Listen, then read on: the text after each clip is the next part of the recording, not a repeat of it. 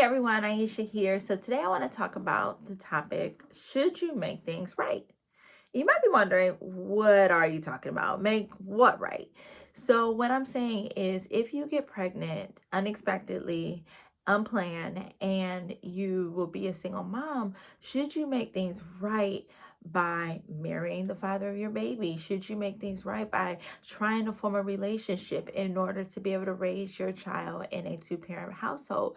And the reason why I wanted to address this today is because sometimes well-meaning people will say, make things right by getting married to the father of the baby, make things right in the eyes of God, to be able to create that two-parent household. And sometimes they might just be thinking that, children should be raised by their mom and the dad in a two parent married household. So what would be best is to make things right and get married. But one of the things that I want to tell you is, like, try and resist that, because what you have to understand is that could end up causing more strife, more trouble for both you and your child. Because marrying the child's father does not guarantee that he's going to be a good husband or a good father. If someone walked out on you once you told them that you were pregnant, if somebody can walk out on you when they find out that you're pregnant, they can walk out of your life again in marriage, and that can cause even more hurt and pain, not only to you, but also to your child. And so one of the other things that I want to mention is that I've heard too many stories about women who get pregnant and then try to force that relationship to become a family, and it doesn't end up very good. I actually know someone personally who got married to the guy who she got pregnant by, and she said that, once I think she convinced him to get married, or maybe I forget how it worked, but whatever it was, they decided to get married, to be able to make things right. And she said when she was shopping for dresses, something was just telling her that this was not right. When she was standing in at the wedding, she said something was telling her to be able to flee. And she didn't, because she was so focused on making things right. She was so focused on raising her child in a two-parent household that she ignored all the red flags. She ignored all the things that just were just sounding off on her to be like, this is not the right guy. Please run now, and run fast. And she ended up getting married to this man. And what she told me is that her life was pure hell. Like, it was just terrible. Not only was it terrible for her, but it was terrible for her child. And the lasting impact that it had on her child was not good. The amount of strife that was in the household, the amount of discord that was in the household, the amount of in and out that he ended up having, like one foot in the marriage, one foot out the marriage, just was not good for her, and it was not good for her child. And ultimately it ended in divorce, and it caused a lot more pain and suffering than it actually needed to have. And there's just so many stories where people are trying to make it right and it does not end up good. The marriages are loveless, the children suffer, people's health suffered from stress, and people just experience heartache that they did not have to have. And I know that there are definitely exceptions, and we can probably think of like super old school stories where it people got married and then it ended up being fine, and that the marriage ended up lasting. But I just want to just be able to encourage you that you're supposed to marry who God has for you to get married, right? And just because you experience an unplanned pregnancy, it does not mean that the man who's the father of the baby is the guy who God has for you to marry. And it's no way to be able to cover up for fornication by now trying to wash it clean by just getting married and calling like it even. What matters is God cares for your heart, right?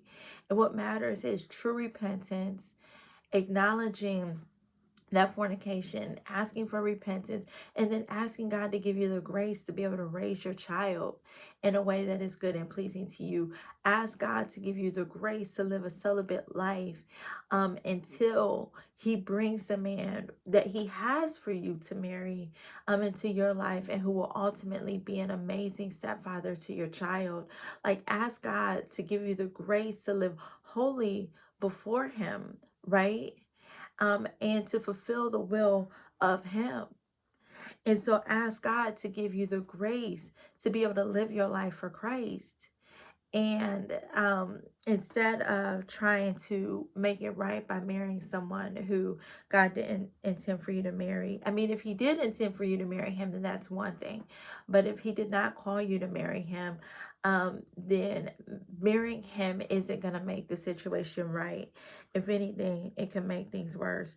So ask Him for forgiveness, recommit your life to Him, and ask God to guide you as you commit to being the best mom that you can be. That's the real way to make things right. Making things right means recommitting your life to Him and asking God to lead you and guide you in being the best woman and mom that you can be, and living your life in a way that is good and pleasing to the Lord, and dedicating your child to the Lord. Um, and just living your life for Him and being the best mom that you can be. That's only the way to make things right as you move into life as a single mom after experiencing an unplanned pregnancy. And the other thing is release any judgment, because the feeling to make it right is truly rooted in judgment. And there can be judgment from other people, but there can also be self-judgment.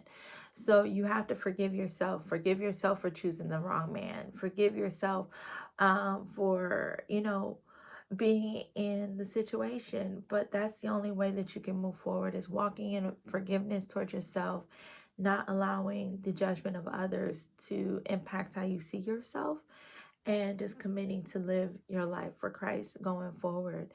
And yeah, and healing from whatever type of hurt that you might have had from becoming a single mom, and just walking in healing, walking in peace, walking in forgiveness, and walking in the grace of God in order to be able to move forward. And so I pray that this has encouraged you. I hope that this has taken some pressure off of you. And if you are being pressured by someone to make it right and marrying the father of your child, seek God and ask God, is this your will, right? Is this your will? And if it's not, be strong and know that God has the perfect husband for you and the perfect stepfather for your child. And I encourage you to grab a copy of the book, Navigating the Impossible, a survival guide for single moms from pregnancy through the first year of motherhood. The book is available on Amazon. If you see, it's super thick, right? So there's so much information that I cover in this book. And it's so funny. Like, the whole reason why that ended up being in there is a friend of mine was just like, wait, you need to address this topic, because she had said that she had seen people as well, people that she knew, who were pressured by, especially in the church, pressure to marry the man that they were pregnant by. And just lives are just not the same, not in a good way. And they would have been better off being single and waiting for the man that God had for them, for them to marry, instead of getting into a marriage that was not full of love, was not based upon respect, and marry people who didn't treat them well while they were single, and it only got worse in marriage. And so these women's lives just were not good, and it just caused so much pain and suffering for the women and also for the children who were involved. So yeah, so I pray that that this bless you. I pray that this helps you. And I also want to pray a blessing that may the Lord keep you, may the Lord bless you, and may His face shine upon you and give you peace. And so I pray that in Jesus' name for you. Thank you for tuning in. Have a good one. Oh, and make sure you like this video, love it, subscribe, and leave a comment and share it with a friend. Alrighty, have a good one. Bye.